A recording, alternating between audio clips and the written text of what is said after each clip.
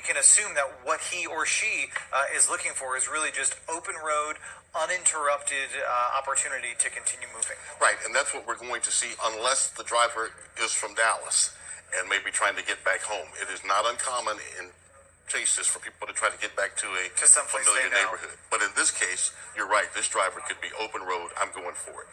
At some point, they're going to have to make a decision about what. Do they try to bail out on foot? Do they give up? Or does this continue until they're somehow stopped?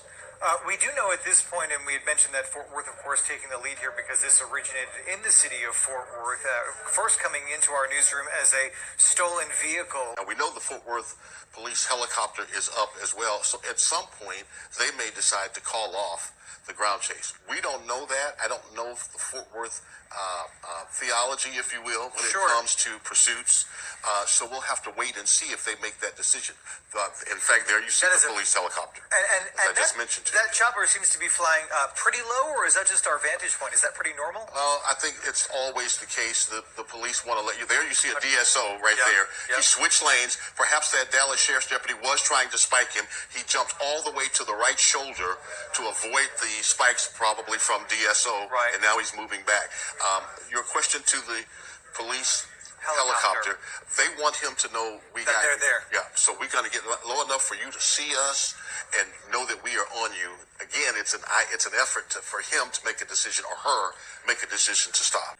So I am just receiving a text from someone telling me there are at least 10 squad cars in pursuit of this yellow car causing this midday mayhem across the Metroplex. Sure, and we don't know how many people are inside this vehicle. We don't even know if this is a man or a woman driving this car. All we do know at this point is that the police chase started in Fort Worth with a report that this vehicle had been stolen. Now, the driver seems to be doing a little bit more maneuvering now as they perhaps see other traffic or other cars on the road.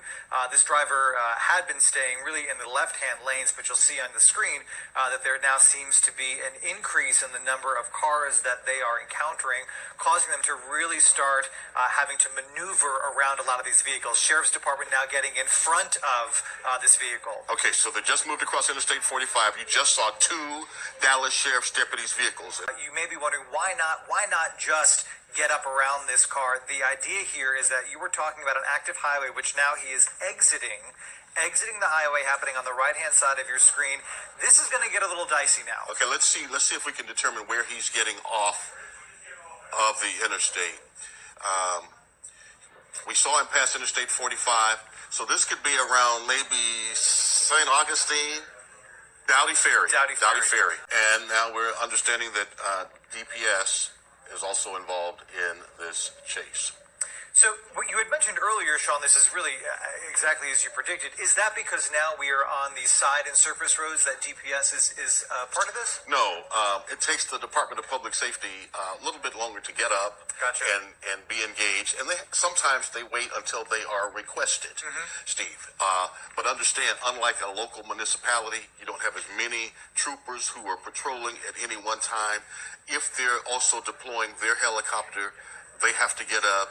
The local DPS office is in Garland, so if their assistance was requested, they have to come from one of the DPS offices or driver's license location or deploy some other people. It takes them a little longer to get up. They've slowed at times to about 35 maybe, and then it picks up again. They're going to head back. I can't tell that street, but they're heading back, it looks like. Maybe headed towards Interstate 45. Okay, so this is the service road, we're being told now. They've turned right onto the service road to 45 and may very well get back on the highway. Sure, and what you have in that area, you'll have a lot of 18-wheelers. That's your inland port area. That's where all of the warehouses are, part of the inland port. So you're going to have a lot of traffic down there, but it's going to be big rigs, most of it. As you've seen the trucks, that's what we're seeing and mostly seeing as they head north now on 45. Okay, so we are getting unconfirmed reports now that witnesses and scanner traffic say that this is a woman driving this car, that there are no other occupants. I don't know if we can work to try and confirm that, but again, unconfirmed reports right now that there is a single occupant in this vehicle. It is only the driver, and that driver is female. We are working right now to try and confirm that information for you. Not to cut you off, but you have an officer now getting in front of her. You have two getting in front of the driver. And I will say some of our most prolific chases in North Texas have had women behind the wheel. Oh, yeah. We've had three of those where women were the drivers. We are, of course, now well into Dallas. This driver did get off the highway, and it looks like we're getting over to the side of the road here, possibly to exit again. Or it looks like maybe we're just maneuvering around. Now, there's where 30 comes in right there. They're headed towards Central Expressway. And as you know, that's always just past the Bryant Street exit. Here's the traffic that I told you is always there. Yep. It's always there. It's always clogging. And let's see what kind of skills this driver has at this moment. Police are right behind her now. One unit right behind her. Oh, she squeezes there. Yeah, so this may be, hopefully, the beginning of the end here. So they're listening to the siren on the squad car. People are moving, which is giving the driver in the yellow car egress. The ability to go on past, because, of course, the other drivers on the highway, traffic or not, are doing what they can to stay out of the way of not only the driver of the yellow stolen car, as we're being told it's been reported, but, of course, the officers behind her as well. Just past Hall and Lemon. Okay, so northbound on Central Expressway. Right, so we are now moving to northbound on Central Expressway. Again, this is a tight area for a lot of folks, especially around this time of day. So we're going to be coming up on a much more populated area. Certainly the Haskell corridor over by the Target over there, Knox Henderson. There's going to be a lot more traffic to deal with as we continue down northbound on Central Expressway. Right. Oh, we see a DSO unit. Okay, I think, so now traveling there. Okay, so we're getting off at Haskell. That's the Haskell Blackburn Fitzhugh exit. This is the uptown section of Dallas. So you're going to pass City Place on the right-hand side of you. On the left-hand side, you're going to be looking at all of that new construction by the West Village that's over there. So this driver deciding to get off in a generally pretty busy part of town, especially midday. This is Fitzhugh Coming up on Avenue. Fitzhugh. Let's see. So that's that building in the you see turning on your lane, right. but will they turn? They're in the turning lane and they turn right onto Fitzhugh. Yeah, so that building you see on your right is City Place, that skyscraper there. They've turned to the right. So they've turned to the right. That's going to bring them down past where that Kroger and all of that new development. The Target is over there. The Whataburger. Yep. All of that. Okay, we there now they have eyes again. So this is They're now on the passing back the side, Target right? now, So the back side of Target, in between where that Target and the Kroger across the street are, that shopping center. It's now 1:20 KDFW Dallas Fort Worth, and let's see. They slow. There's traffic. They turn. So this could be it now. Let's see. This is live Oak right here. They're gonna. I believe. Let's see. The SUV kind of moves. Okay, so they're on Live Oak westbound, and there they go. So we really are getting into the downtown Dallas area. So for those of you, we're just down from where the Arts District is. I believe that's the Sheridan Hotel there on the right-hand side. So you're making a left here. Yeah, that's the Sheridan. This is Olive. Harwood? If that's the building that I'm thinking it is, I think we're about a block off. Yeah. That looks like the Sheridan. Right, so the Sheridan to your right-hand side, and then the ancillary building Conference Center to the left. You're going to be crossing the DART tracks here in just a moment. Now we don't see her. So it looks like we've stopped here. I don't know if we can lose the banner here for a minute so we can see, thank you, so we can see what's going on the screen. Okay, so they're moving through. Still moving forward. But we don't see the car anymore. Right, this very bright yellow vehicle. So let's take a minute here. Right, because I think police are asking where'd she go also at this moment. Okay, Skyford. There's the car. There's the car. The car now a couple of streets over. That's Ross Avenue. They're right. She's just a couple of blocks that way. Yeah. If you're talking about an area of town that has an incredible amount of foot traffic here, you might think, the smartest thing to do is going to be to hop on Woodall Rogers here and try to get out of Dodge. 35. Oh!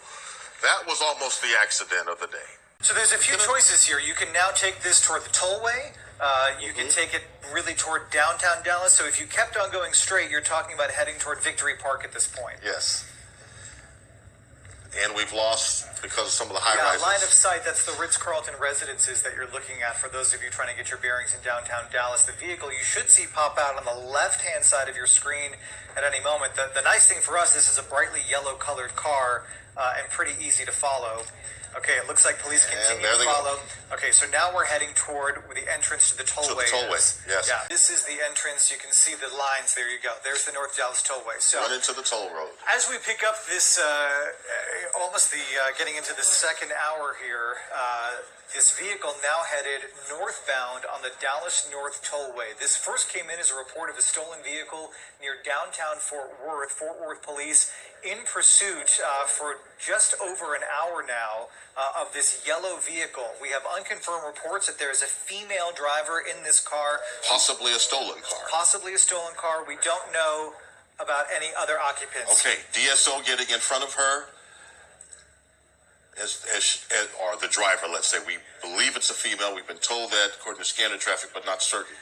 It looks like law enforcement here is ready for this to be over. I mean, we are really seeing a lot of these DSO vehicles get in front of the car, really, and we can only assume that that is, as we head north on the tollway here, that gives law enforcement, and there's the lemon exit. That gives law enforcement the ability to really kind of get some ground there. I believe the next exit isn't until Lover's Lane. Right.